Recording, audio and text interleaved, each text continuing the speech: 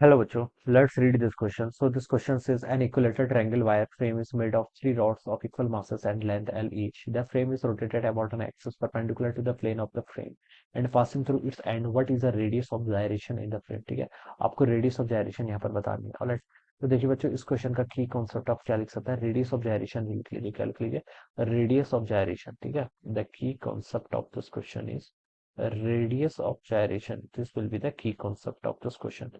बच्चों देखिए, radius of gyration calculate करके बतानी है आपको। देखिए सिचुएशन में बोला क्या, an equilateral triangle wire made of three rods of equal mass and length. एक वायर मान लीजिए यह है, एक वायर यह है, रॉड है बेसिकली। ठीक है, ये आपकी तीन इक्विलेटरल ट्रायंगल बना, तीनों का मास एम एल, इनकी डायमेंशन है, मास एम है, लेंथ कितनी एल के इक्वल। ठीक है, ऐसे गिवन कर रखा है। अब हमसे बोला है कि the frame is rotated about an axis perpendicular to its plane of frame and passing through end. मान लीजिए इस एंड से पास कर रहा है, कोई भी एंड ले लीजिए। ठीक है, कहीं से भी कर सकते हैं। तो ये एंड के अबाउट में मान लीजिए मोमेंट ऑफ इनर्शिया कैलकुलेट करता हूँ। ठीक है, what is the radius of gyration. All right, तो बच्चों देखिए, एक रॉड है मान लीजिए। ठीक है, रॉड के सेंटर से अगर देखिए, अगर हम एक एक्सिस ले लें, axis which is perpendicular to the plane of the rod and passing through the centre, तो इसके बाद मोमेंट ऑफ इनर्शिया कितना होता है? एम मास है, एल लेंथ है, तो एम एल स्क्वायर बाय 12 के इक्वल। ठीक है, और अगर मैं इसके साइड से फाइंड आउट करूँ तो इससे, ठीक है, about an axis which is passing through an and point, तो ये आपका एम एल स्क्वायर बाय 3 होता है। ठीक है, तो दोनों फार्मूले आपको यूज होंगे यहाँ पर। ठीक है, अब बच्चों देखिए, ये रॉड को मैं 1 बोल देता हूँ, इस रॉड को मैं 2 बोल देता हूँ, इस रॉड को मैं 3 बोल देता हूँ। ठीक है,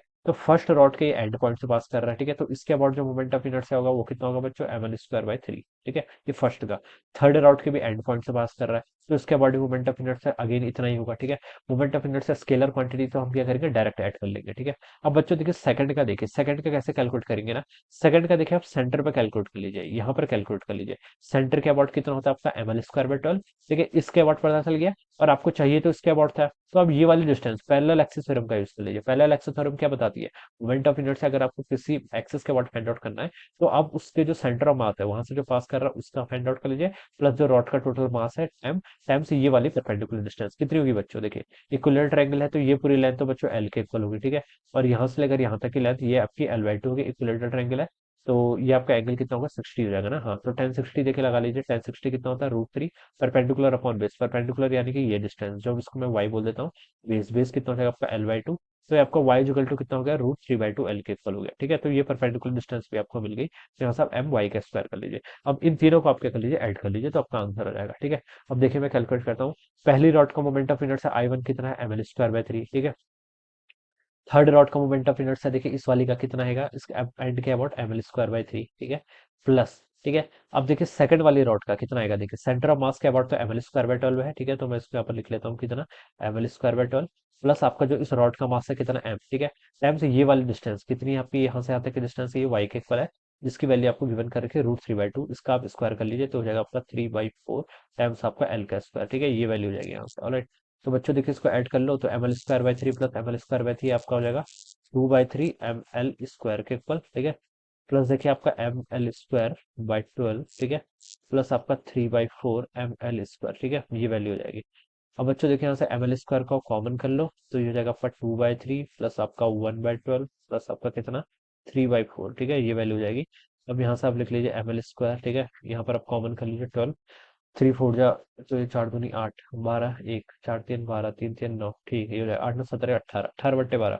18/12 को क्या लिख सकते हैं हम? 6 3 18, 3/2 एम एल स्क्वायर आ गया। कितना आ गया? 3/2 एम एल स्क्वायर। तो अपने इस पूरे अरेंजमेंट का मोमेंट ऑफ इनर्शिया कितना आ गया? 3/2 एम एल स्क्वायर, इसके अबाउट। ठीक है, हमसे रेडियस ऑफ गायरेशन बोल रखी है। रेडियस ऑफ गायरेशन के लिए देखिए, इस पूरे सिस्टम का मास कितना हो जाएगा आपका? 3m के इक्वल। ठीक है, तो हम लिख लेंगे 3m के इक्वल टाइम्स आपका k का स्क्वायर। ये आपका क्या? This is the moment of inertia. ठीक है, तो आप इसको किसके इक्वल कर लीजिए? 3m के स्क्वायर के equal.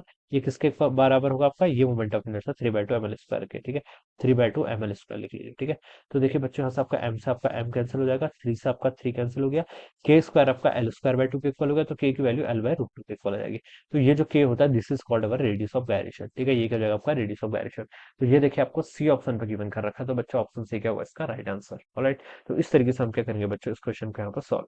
So I hope you all understood this concept. All the best and thank you so much.